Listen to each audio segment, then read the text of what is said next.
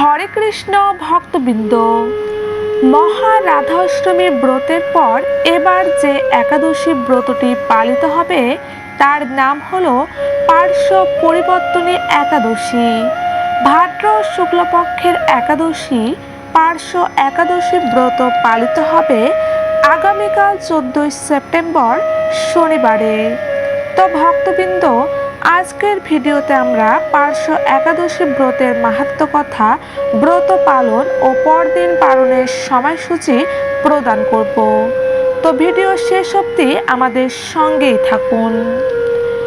ভক্তবৃন্দ, যদি কোনো ব্যক্তি এই পবিত্র একাদশী ব্রত পালন করে তবে সে 1000 হরিনাম মালা জপের সমান পুণ্যফল সে প্রাপ্ত হবে। পুরাণ মতে এই পার্শ্ব পরিবর্তনী একাদশী তিথির দিন ভগবান শ্রী বিষ্ণু তার যোগনিদ্রায় পাশ বদলান, আর তাই এই ভাদ্র মাসের এই শেষ একাদশী ব্রতের নাম পার্শ্ব পরিবর্তনী একাদশী। এই একাদশীতে নিয়ম মেনে বিষ্ণুদেবের আরাধনা করলে ব্যক্তির সমস্ত পাপ থেকে মুক্তি মেলে। তাহলে চলুন এবার জেনে নেওয়া যাক ব্রত পালন সম্পর্কে। তো ভক্তবৃন্দ, একাদশী ব্রতের আগের দিন, ব্রতের দিন ও ব্রতের পর দিন, এই 3 দিন সমস্ত আমিষ খাবার ত্যাগ করে শুধুমাত্র নিরামিষ খাবার গ্রহণ করতে হবে এবং ব্রতের আগের দিন ভগবানের চরণে ফুল নিবেদন করে ব্রতের সংকল্প নিতে হবে। এবং একাদশীর দিন খুব সকালে উঠে স্নান করে শ্রী ভগবানের পুজো করে আরতি করে প্রার্থনা করবেন, হে ভগবান, আজ আমি এই পবিত্র পার্শ্ব একাদশী ব্রতটি পালন করতে চাই। আমি যেন সারাদিন ভালোভাবে ব্রতটি পালন করতে পারি, আপনি আমাকে কৃপা করুন। তো ভক্তবৃন্দ, এই পবিত্র একাদশীর সম্পূর্ণ দিনটি শুধুমাত্র কৃষ্ণ নামমালা জপ, গীতা ভাগবত পাঠ, হরিকথা কীর্তন শ্রবণ, ভগবানের সেবা পূজা ইত্যাদি কাজে নিজেকে অবশ্যই লিপ্ত রাখবেন। এবং একাদশী দিন শুধুমাত্র অনুকল্প প্রসাদ যেমন শরবত, জল, ফলমূল, দুধ, আলু পেঁপের তরকারি, সেদ্ধ আলু, সাবুদানার খিচুড়ি বা পায়েস ইত্যাদি গ্রহণ করে এই ব্রত পালন করতে পারেন। তো বন্ধুরা, এখন আমরা শ্রবণ করে নেব পার্শ্ব পরিবর্তনী একাদশীর মাহাত্ম্য কথাটি। ব্রহ্ম বৈবর্ত পুরাণে ভাদ্র মাসের শুক্লপক্ষের পার্শ্ব একাদশী মাহাত্ম্য যুধিষ্ঠির শ্রীকৃষ্ণ সংবাদে এই রকম বলা হয়েছে। যুধিষ্ঠির মহারাজ জিজ্ঞাসা করলেন, হে কৃষ্ণ, ভাদ্র মাসের শুক্লপক্ষের একাদশীর নাম কি? এই ব্রত পালনের বিধি কি এবং ব্রত পালনেই বা কি পুণ্য লাভ হয়? উত্তরে শ্রীকৃষ্ণ বললেন, হে ধর্মরাজ, মহাপুণ্যপ্রদা সমস্ত পাপ হারিণী এবং মুক্তিদায়িনী এই একাদশী বাজপেয় যজ্ঞ থেকেও বেশি ফল দান করে।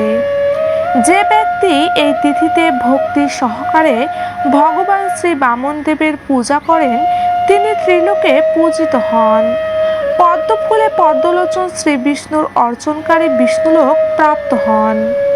সাহিত্য ভগবান এই তিথিতে পার্শ্ব পরিবর্তন করেন, তাই এর নাম পার্শ্ব একাদশী বা পরিবর্তনী একাদশী।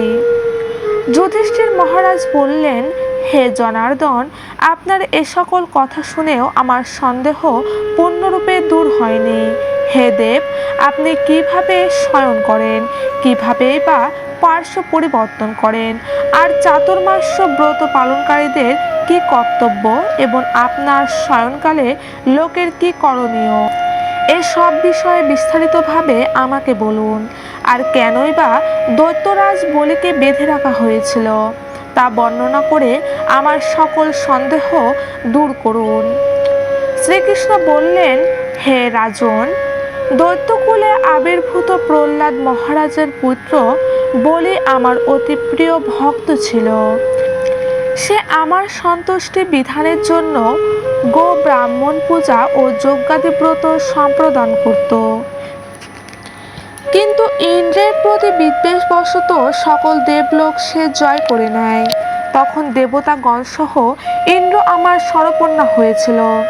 তাদের প্রার্থনায় আমি ব্রাহ্মণ বালক বেশে বামন রূপে বলি মহারাজের যজ্ঞ স্থলে উপস্থিত হলাম। তার কাছে আমি ত্রিপাদ ভূমিমাত্র প্রার্থনা করেছিলাম। সেই তুচ্ছ বস্ত্র থেকে আরো শ্রেষ্ঠ কিছু সে আমাকে দিতে চাইলেও আমি কেবল ত্রিপাদ ভূমি গ্রহণেই স্থির থাকলাম। দৈত্যগুরু শুক্রাচার্য আমাকে ভগবান রূপে জানতে পেরে বলি মহারাজকে ওই দান দিতে নিষেধ করল। কিন্তু সত্যাসহী বলি গুরুর নির্দেশ অমান্য করে আমাকে দান দিতে সংকল্প করল। তখন আমি এক পদে নিচের সপ্তলোক, আরেক পদে উপরের সপ্তভুবন অধিকার করে নিলাম। পুনরায় তৃতীয় পদের স্থান চাইলে সে তার মাথা পেতে দিল। আমি তার মস্তকে তৃতীয় পদ স্থাপন করলাম। তার আচরণে সন্তুষ্ট হয়ে আমি সর্বদা তার কাছে বাস করার প্রতিশ্রুতি দিলাম। ভাদ্র শুক্লপক্ষিয়া একাদশীতে ভগবান শ্রী বামনদেবের এক মূর্তি বলি মহারাজের আশ্রমে স্থাপিত হয়। দ্বিতীয় মূর্তি ক্ষীরসাগরে অনন্তদেবের কোলে শয়ন একাদশী থেকে ঊর্ধ্বান একাদশী পর্যন্ত 4 মাস শয়ন অবস্থায় থাকেন। এই 4 মাস যে ব্যক্তি নির্দিষ্ট নিয়ম, ব্রত বা জপ তপ ব্যথিত দিন যাপন করে সেই মহামূর্খ জীবিত থাকলেও তাকে মৃত বলে জানতে হবে। শ্রাবণ মাসে শাক, ভাদ্র মাসে দই, আশ্বিনে দুধ, কার্তিক মাসে মাসকালাই বর্জন করে এই 4 মাস শ্রীকৃষ্ণের আরাধনা করতে হয়। প্রতিটি একাদশী ব্রত যথাযথ পালন করতে হয়। সাহিত্য ভগবান পার্শ্ব পরিবর্তন করেন বলে এই একাদশী মহাপূর্ণ ও সকল অভীষ্ট প্রদাতা। এই একাদশী ব্রত পালনে 1 সহস্র অষ্টমের যজ্ঞের ফল পাওয়া যায়। জয় শ্রীকৃষ্ণ, জয় রাধা মাধব। তো ভক্তবৃন্দ, এতক্ষণ আমরা পার্শ্ব পরিবর্তনী একাদশীর অপূর্ব মাহাত্ম্য কথাটি শ্রবণ করলাম। এখন আপনাদের সামনে প্রদান করছি পার্শ্ব পরিবর্তনী একাদশীর পরদিন পালনের সঠিক সময়সূচি। মণিপুর ব্রত পালিত হবে 14 সেপ্টেম্বর এবং পরদিন পালনের সময়সূচি 5টা থেকে 9টা 6, বাংলাদেশ 5টা 51 থেকে 9টা 44, মিজোরাম 5টা 4 থেকে 9টা 10, গুয়াহাটি 5টা 8 থেকে 9টা 14, কলকাতা 5টা 25 থেকে 9টা 28, সিঙ্গাপুর 6টা 56 থেকে 10টা 58, চীন 5টা 55 থেকে 10টা 4, হংকং 6টা 10 থেকে 10টা 15, জাপান 5টা 36 থেকে 9টা 32, রাশিয়া 6টা 1 থেকে 10টা 16, মালয়েশিয়া 7টা 4 থেকে 11টা 7, ভিয়েতনাম 5টা 43 থেকে 9টা 48, ইন্দোনেশিয়া 5টা 45 থেকে 9টা 47, ব্রাজিল 6টা 6 থেকে 9টা 44, ওমান 5টা 52 থেকে 9টা 58, চিলি 6টা 40 থেকে 8টা 44, নাইজেরিয়া 6টা 19 থেকে 10টা 23, আর্জেন্টিনা 6টা 52 থেকে 9টা 44, বৃন্দাবন 6টা 4 থেকে 10টা 11, উত্তরপ্রদেশ 5টা 51 থেকে 9টা 58, মুম্বাই 6টা 26 থেকে 10টা 31, পুনে 6টা 22 থেকে 10টা 7, চেন্নাই 5টা 57 থেকে 10টা 1, হরিয়ানা 6টা 10 থেকে 10টা 17, হায়দ্রাবাদ 6টা 4 থেকে 10টা 8, উড়িষ্যা 5টা 34 থেকে 9টা 39, ব্যাঙ্গালোর 6টা 8 থেকে 10টা 12, পাঞ্জাব 6টা 12 থেকে 10টা 19, মধ্যপ্রদেশ 6টা 2 থেকে 10টা 7, বিহার 5টা 34 থেকে 9টা 40, গোয়া 6টা 22 থেকে 10টা 26, কেরালা 6টা 14 থেকে 10টা 18, গুজরাট 6টা 32 থেকে 10টা 37, কাতার 5টা 19 থেকে 9টা 25, জার্মানি 6টা 41 থেকে 10টা 54। তো ভক্তবৃন্দ, এই হলো রাধা অষ্টমী ব্রতের পরদিন 2024 সালের পার্শ্ব পরিবর্তনে একাদশীর পালনের সময়সূচি, ব্রত পালনের সঠিক নিয়ম ও পরদিন পালনের সঠিক সময়সূচি।